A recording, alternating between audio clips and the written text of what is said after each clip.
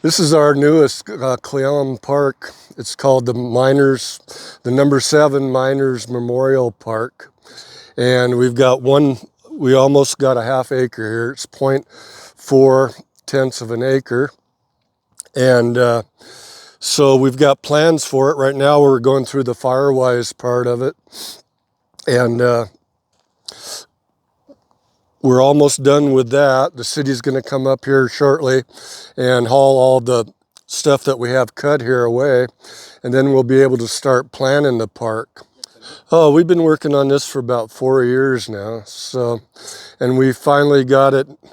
The park was handed over to us about a year ago, and now we're just going through the planning stage, and we got a name for it, the number 7 Miners Memorial Park. So we're ready to start planning and hopefully get this ready for people to come and visit. We want it to be very low maintenance. We aren't really thinking there's going to be a whole lot of money involved, but I guess making it safe would maybe be a little bit of a cost, just to make sure everything. We have a bank over there that needs to be dealt with so that people can walk safely next to the bank. And other than that, we want to make some picnic tables that look like little old mining shacks. There might be some cost involved with that. We want a flagpole, and we want to build a bocce ball court. So yeah, there will be some money involved in it, but through our local heritage club here, and we have some other good connections that we even have a designer that designs parks in Spokane that said that they'd be willing to help us design it and get it so it's presentable to the city council. So we have a lot of opportunities. I don't expect a big financial burden on anyone to do anything here. We want it pretty simple and straightforward. Like I say, low maintenance. Vegetation that grows here is all going to be native, so there won't be much upkeep here. Once we get it Firewise, it should be a pretty straightforward and simple maintenance. Neighbors started talking about it, and we formed a committee, the number 7 Historic Preservation Committee, and we formed that committee with neighbors and other citizens in our community that were interested in it. And we just decided that this is our history. This is why Cle Elum is here, the number 7 mine site. That's why the railroad came here, because they had coal to fuel their steam engines to go over Stampede Pass. And so this is why Cle Elum is here, is because of the coal mines. And Roslyn's got their Miners Memorial up there by the NWI building, and we just felt that it would be nice for Cle Elum to have a Miners Memorial Park, so we could maybe even tie it in someday with the Roslyn's Memorial, with the coal mine trail, that we could hook the two together by a trail. So there's a lot of reasons, but mostly it was just to preserve our history, and that's where we're at. So I'll just show you kind of what we're gonna do, and we'll walk through the park.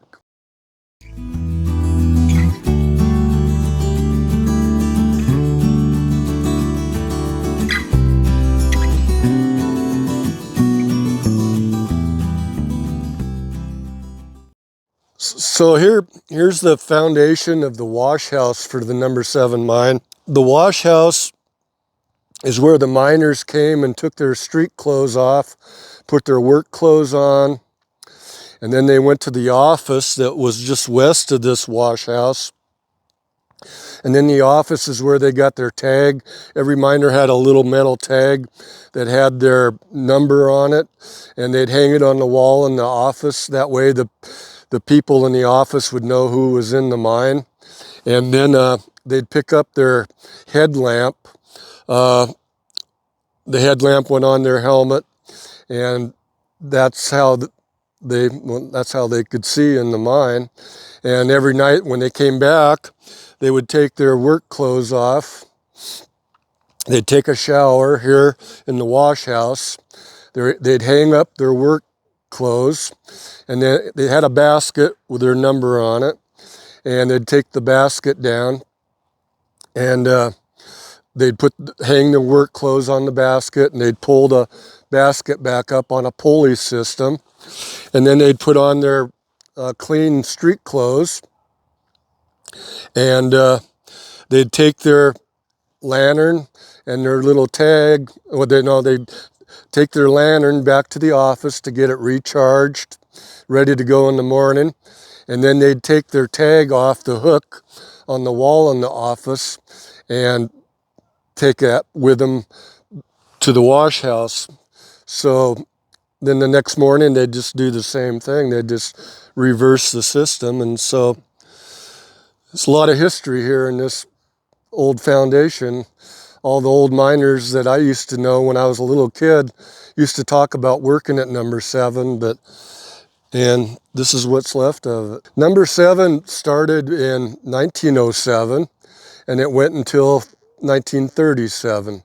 So it was in production for 30 years, and it got the most coal. More coal came out of number 7 mine than any of the other mines, not combined, but just individual mines. Say number 7 got more coal than number 5, it got more coal than number 9, but not all combined together.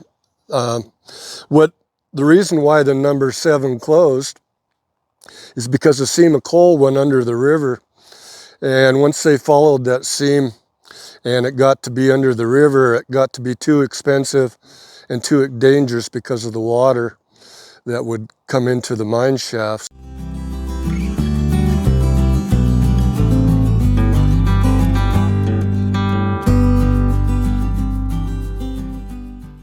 So now we're inside of the old foundation of the wash house, and it's quite a large foundation. I believe it's about 30 feet wide and about 110 feet long. And this is the shower area here. And one thing really interesting here, you can see the drains in the cement that the water would drain down to the main drain here in the middle. And so this is where they took a shower. And over here where it's higher is where they had their baskets hanging. And that's where they'd change their clothes. And then there was a door over in the corner here that they would go out and then go into the office area. The office was just about 10-15 feet to the west of us here. And so what we want to do here, we thought it would be a perfect place to put some picnic tables arranged in different places around here. And we want them to look like it would be a picnic table with a roof on it, and have a metal roof that would rust, so it'd get a nice rusty color to make them look old. And maybe 4 or 6 of them in this area, and we think that'd look pretty nice. Also, the man entrance, where the men would go into the mine, is about 150 feet to the north of us over here. And we thought it would be neat if we could get like some metal silhouettes of miners with our helmets, just silhouettes of miners like kind of walking towards that direction, like they're coming out of the wash house going to work. And we thought that'd be a nice little add-on to that. And on the south side of this wall of the wash house, there's a nice area here. We thought it would be a nice area to put a bocce ball court, because bocce ball was really big back when this mine was running. They had 2 bocce ball courts on the east end of Cle Elum, one down behind the senior center, and the other one was across just south of that, across the railroad tracks towards what we call now Dolly's Pond. In that area, there's still a couple people in the town that actually know where those courts were. So we thought this being a memorial park for miners, it would be a good idea to have a bocce ball court here for people to play. So that'll be on the other side of this wall. To the west of us, we want to put a flagpole in, and every park I think should have a flagpole. So we want to have a flagpole, and we want to have our United States flag, of course, flying on the top. But we thought it might be a good idea if we could have a number 7 Miners Memorial Park flag made. And we were thinking it might be a good idea to get the high school arts class or something involved in the design of that. And so I think that would be a fun project to have our local students be engaged in designing a flag for our parks. So other than that, down closer to 6th Street here, there's still a lot of open area, and we thought might be a good place to have, like, cornhole's a big game now, where you have the wooden holes on a ramp thing and tossing beanbags. We could have a couple of those set up and just make it a nice little fun area. Have a place to park bicycles over on the east end, because this is a big bicycle mountain bike area. So we're hoping that a lot of bike riders from the coal mine trail and from the hill behind us will be able to utilize this park too. So yeah, we got a lot of ideas, and we're always open for more ideas too. So.